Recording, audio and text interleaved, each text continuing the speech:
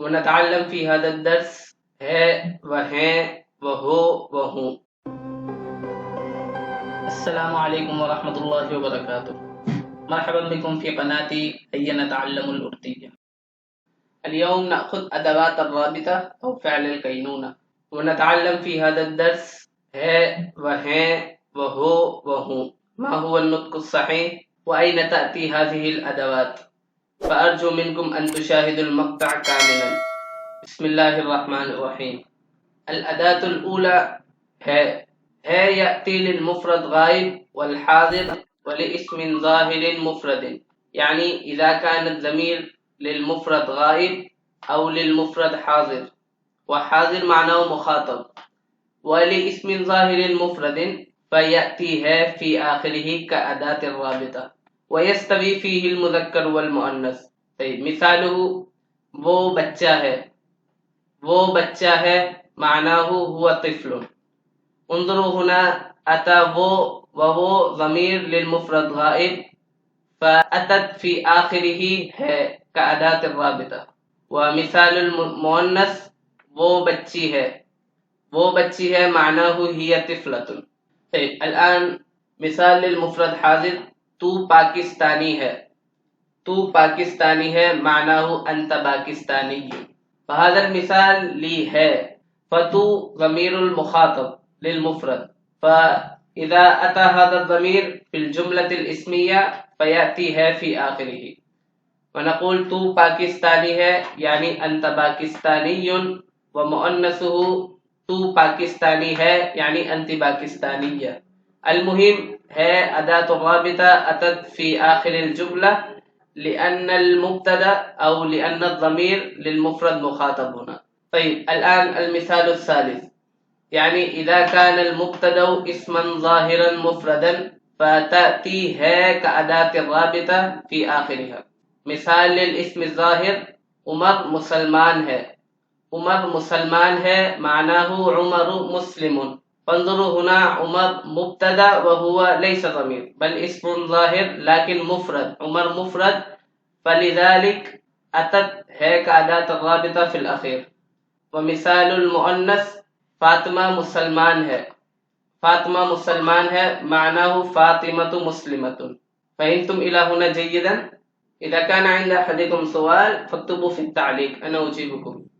الآن نأخذ الأداة الثانية من أدوات الرابطة وهي وأين يأتي يأتي للجمع الغائب أو للجمع الحاضر أو للجمع المتكلم.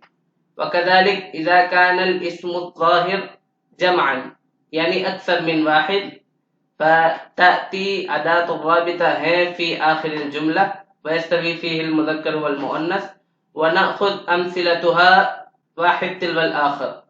طيب مثال للجمع الغائب وہ بیمار ہیں معناه هم مرضى، فالآن هنا وہ ضمير للجمع الغائب فلذا أتت كأداة الرابطة في الأخير نظرا إلى الضمير للجمع الغائب.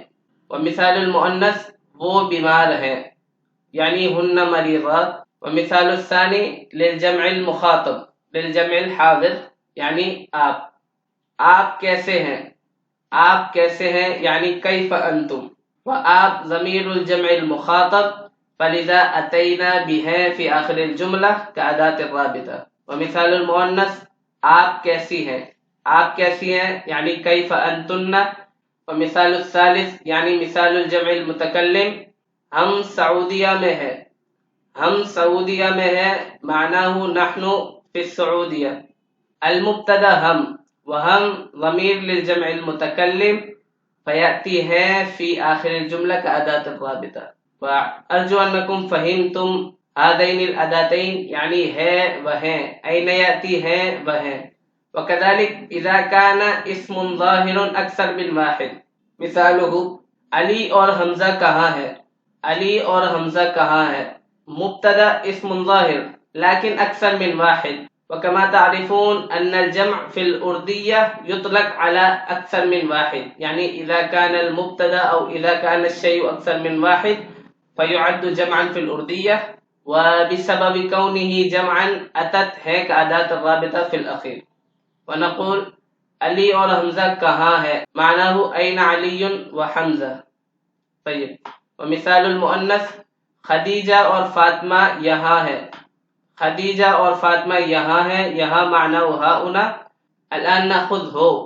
أين يأتي هو؟ وهو بالواو المجهول، هذا يأتي إذا كان الضمير تم. وكما تعرفون ضمير تم أيضا للجمع المخاطب، فتأتي هو في آخر الجملة.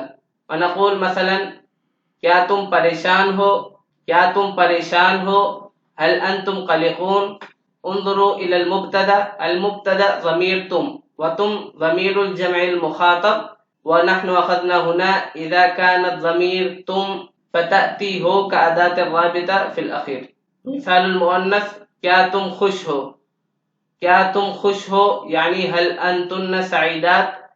طيب. إلى هنا أخذنا 3 أدوات من أدوات الرابطة، والآن نأخذ الرابعة وهي هو.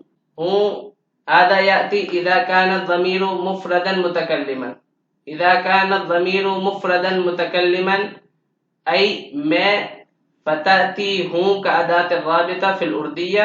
ومثاله میں خیریت سے ہوں، میں خیریت سے ہوں معناه أنا بخير. المبتدا هنا میں، ومیں ضمیر للمفرد متكلم، فنقول میں خیریت سے ہوں يعني أنا بخير. أرجو أنكم فهمتم جيدا، وإن ما فهمتم شيئا فاكتبوا في التعليق، أنا أشرح لكم أكثر. وإن أعجبكم هذا المقطع فاضغطوا على الإعجاب وانشروا إلى أصدقائكم. وإن أردتم أن تتعلموا الأردية فاشتركوا القناة. السلام عليكم ورحمة الله وبركاته.